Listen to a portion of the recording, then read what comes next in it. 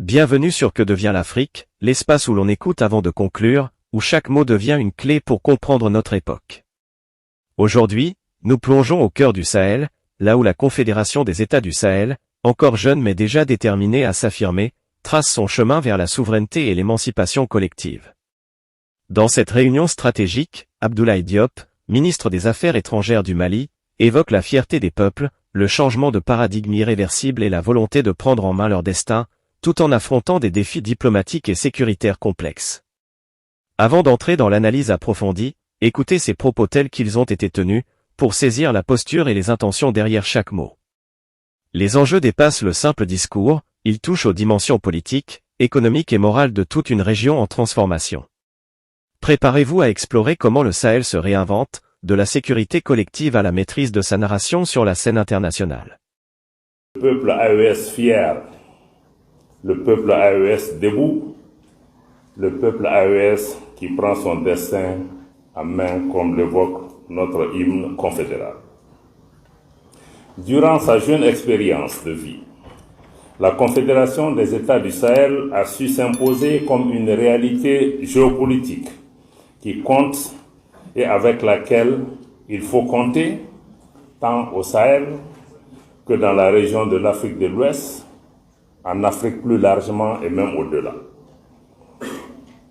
La Confédération des États du Sahel a su opérer un changement de paradigme irréversible en faisant respecter les principes fondamentaux comme celui de la souveraineté de nos États, celui du respect de nos choix stratégiques comme de nos choix de partenaires, et celui du respect et de la prise en compte pleine et entière des intérêts de population AES en toutes circonstances.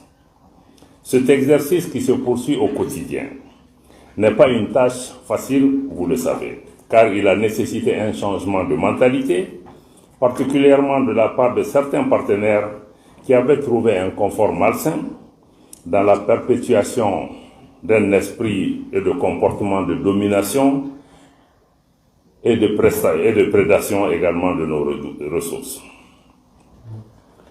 Chers collègues, aux fonctionnaires, vous avez joué une part importante dans cet effort commun qui a réussi à faire respecter progressivement notre organisation, nos pays, notre confédération du moins, nos pays et nos peuples. En effet, peu de choses auraient été possibles sans la pacification progressive et toujours en cours de l'espace AES, grâce d'abord aux actions conjointes de nos forces armées et de sécurité, y compris la mutualisation de leurs moyens, toute chose qui a permis des victoires tangibles sur le terrain contre les groupes armés terroristes soutenus par leurs sponsors étatiques étrangers. Cette volonté de défense collective atteindra bientôt un autre niveau qualitatif avec la pleine opérationnalisation de la force unifiée de la Confédération des États du Sahel. Dans le même ordre d'idées, la Confédération parle désormais d'une seule voix. Mieux, elle parle de plus en plus d'une seule voix, une voix forte. Lors des forats internationaux, tant nous avons réussi ensemble à faire de l'harmonisation et de la coordination de nos positions, notre action diplomatique aujourd'hui est une réalité qui se consolide de jour en jour. Dans le domaine du développement, des pas de géants ont été franchis pendant ce court laps de temps. Je voudrais en profiter pour reconnaître et saluer des mesures ayant permis la mobilisation des ressources confédérales et la mise en place des structures de gouvernance pour la gestion des dites ressources et le financement des projets structurants de développement dans notre confédération. Et nos chefs d'État auront l'occasion dans ce cadre de poser un pas extrêmement important en dotant notre confédération d'une banque d'investissement et de développement. Pendant que les trois piliers réalisent les objectifs qui leur ont été assignés par le Collège des chefs d'État, la communication transversale, mais aussi la mobilisation confédérale ont également œuvré a donné une image et une incarnation de la Confédération des États du Sahel, notamment à travers des identifiants visuels, à travers également un logo, un drapeau, une devise et un hymne de la Confédération. Mieux, aujourd'hui, les populations de la Confédération des États du Sahel sont pleinement conscients et engagés pour contrer aussi l'autre front de la communication qui est la guerre informationnelle qui est imposée à nos pays et contre laquelle, fort heureusement, nos populations ont compris les enjeux. Ils ne laissent plus manipuler.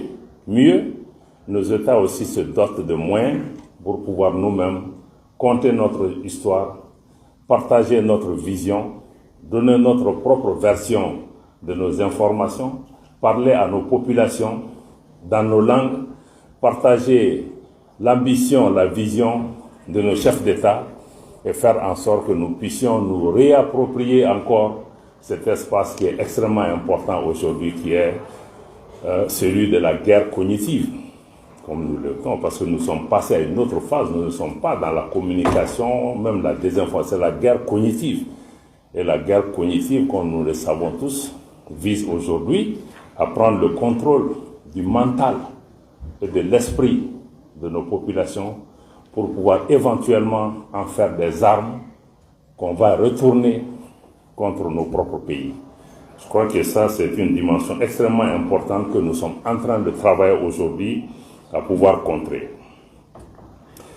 Excellences, Mesdames et Messieurs, la présente réunion se tient également au confluent d'actes importants qui ont été posés depuis le mois de juillet 2024, date fondatrice de notre Confédération. Nous avons collectivement la responsabilité d'évaluer sans complaisance et bien au contraire avec toute la rigueur nécessaire le chemin parcouru, les défis à rencontrer, les éventuelles insuffisances à prendre en charge dans le cadre de la feuille de route tracée par le Collège des chefs d'État et de gouvernement. Je le rappelle encore une fois, la feuille de route sur laquelle nous travaillons n'est pas la feuille de route de la présidence malienne, mais il s'agit de la feuille de route adoptée par le Collège des chefs d'État. Donc c'est une œuvre collective. Le Mali aura fait sa petite partition dedans. D'autres pays prendront le train pour pouvoir l'amener à d'autres horizons, mais il s'agit d'une œuvre collective que nous menons aux côtés de nos chefs d'État. À cet égard, vous aurez 4 jours durant à examiner le projet de rapport qui a été élaboré à cet effet, ainsi que le projet de rapport relatif aux discussions entre la Confédération des États du Sahel et la CEDEAO, dialogue qui doit se faire dans le cadre d'un engagement d'entité à entité pour pouvoir prendre en charge les préoccupations de l'ensemble des populations vivant dans cet espace qu'on appelle l'Afrique de l'Ouest. Dès les premiers mots prononcés par Abdoulaye Diop, se dessine l'image d'un peuple fier, d'un peuple AES debout, un peuple qui saisit son destin à pleine main. Cette affirmation, simple en apparence, résonne pourtant comme le battement d'un tambour ancestral, rappelant à l'Afrique sa capacité historique à se réinventer face à l'adversité.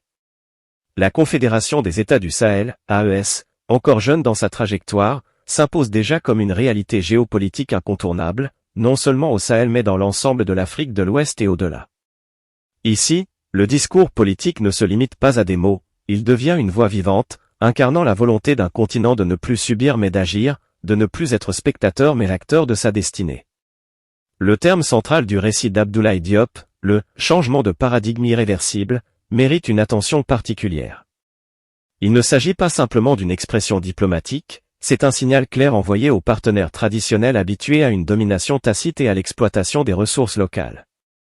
Le changement évoqué par Diop est profond, stratégique et culturel, il marque la fin d'un cycle d'influence extérieure, tout en affirmant la souveraineté des États membres et la priorité absolue donnée aux intérêts des populations. Cette transition est, à elle seule, une leçon pour l'Afrique, celle de la persistance et de la vigilance, celle qui rappelle que la souveraineté n'est pas une promesse mais un combat quotidien. Les efforts de pacification et de mutualisation des moyens militaires révèlent également la maturité naissante de la Confédération.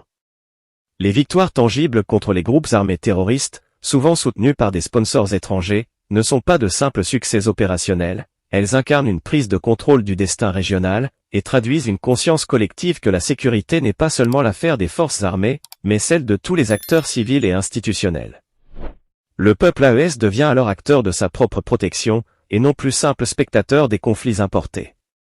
Il y a ici une leçon essentielle pour le continent, la solidarité et l'unité sont des instruments de puissance et de survie, et la coopération régionale devient le socle de la stabilité. Sur le plan diplomatique, Abdoulaye Diop souligne l'importance de parler, d'une seule voix, sur la scène internationale. Cette harmonisation des positions, fruit d'un dialogue constant entre les États membres, transforme la Confédération en un acteur crédible et respecté, capable de défendre ses intérêts et ceux de sa population. La diplomatie, ici, se mue en une force cognitive, une manière de réécrire l'histoire africaine avec ses propres mots, de contrer la narration imposée par l'extérieur et d'affirmer sa vision. Il ne s'agit pas de simple rhétorique, c'est une stratégie, un combat pour l'esprit et la perception, où l'information devient un champ de bataille et où chaque message, chaque parole, est un instrument de souveraineté. La dimension de la guerre cognitive évoquée par Diop révèle un aspect souvent sous-estimé de la politique contemporaine africaine. Comprendre et maîtriser la narration de sa propre histoire est une condition sine qua non pour construire un continent libre de l'influence extérieure. La voix des États AES, relayée par les populations conscientes et engagées, devient ainsi une voix vivante, une force qui nourrit la réflexion critique et réveille les consciences endormies. La transmission de cette vision dans les langues locales n'est pas un détail, elle inscrit la souveraineté dans le quotidien des peuples, donnant à chaque citoyen un rôle actif dans la construction de la nation confédérale. Enfin, l'intervention de Diop insiste sur le caractère collectif et concerté des actions de la Confédération. La feuille de route n'appartient pas à un État, mais au collège des chefs d'État et de gouvernement, transformant chaque avancée en un projet partagé. Cette dimension collective constitue un enseignement crucial, aucune transformation durable ne peut être imposée de manière unilatérale.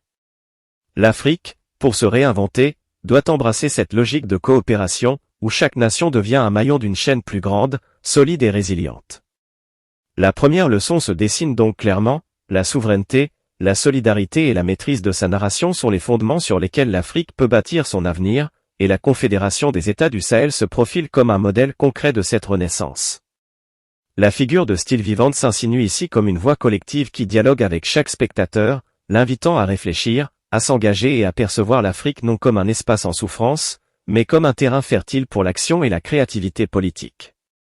Au-delà de la souveraineté et de la sécurité, Abdoulaye Diop met en lumière un autre pilier fondamental de la Confédération des États du Sahel, le développement économique et la gouvernance structurée. La création d'instruments financiers, tels que la Banque confédérale, et la mobilisation des ressources communes ne sont pas de simples démarches techniques, elles incarnent la capacité des États AES à reprendre en main leur destin économique, à planifier leur prospérité et à réduire la dépendance historique à l'égard des partenaires extérieurs. Cette vision pragmatique est le reflet d'une Afrique qui choisit d'agir avec lucidité, où la croissance n'est pas laissée au hasard mais pilotée par des institutions solides et concertées. Le ministre souligne que la mise en place de structures de gouvernance pour gérer ces ressources permet non seulement de financer des projets structurants, mais également d'asseoir la transparence et la responsabilité. Ici, la figure de style vivante se manifeste dans l'idée que chaque projet, chaque fonds mobilisé, devient une expression collective de la volonté populaire, un dialogue silencieux entre le pouvoir et la société, un engagement partagé pour l'avenir. Chaque pas vers l'efficacité économique devient ainsi une leçon pour le continent. La prospérité durable exige des structures solides, une vision partagée et un suivi rigoureux. L'un des aspects les plus fascinants de cette démarche réside dans la communication transversale. Diop insiste sur l'importance d'une identité confédérale incarnée à travers des symboles forts, un logo, un drapeau, une devise, un hymne. Ces éléments ne sont pas uniquement décoratifs, ils traduisent une conscience collective en mouvement, un rappel constant que la Confédération est avant tout l'œuvre de ses peuples. Dans le même temps, ils servent de rempart contre la guerre cognitive, cet affrontement subtil où les récits étrangers tentent de détourner l'histoire africaine à leur avantage. La maîtrise de son récit, en langue locale, et la diffusion d'une vision claire deviennent un instrument de souveraineté aussi stratégique que les forces armées elles-mêmes. Diop met en exergue la responsabilité des populations dans ce processus. L'engagement citoyen devient la pierre angulaire de la transformation, car il n'existe pas de renaissance confédérale sans la participation active de ceux qui composent ces nations. L'appropriation de l'information et la lutte contre la désinformation ne sont plus de simples concepts abstraits, elles deviennent un acte concret de résistance et de construction. L'Afrique apprend ici que la souveraineté cognitive, culturelle et politique est indissociable de l'action collective, et que la force d'un continent repose autant sur sa discipline intellectuelle que sur sa puissance militaire ou économique. Dans cette perspective, la Confédération des États du Sahel illustre une autre leçon cruciale pour le continent: l'unité n'est pas une option, mais un instrument de transformation.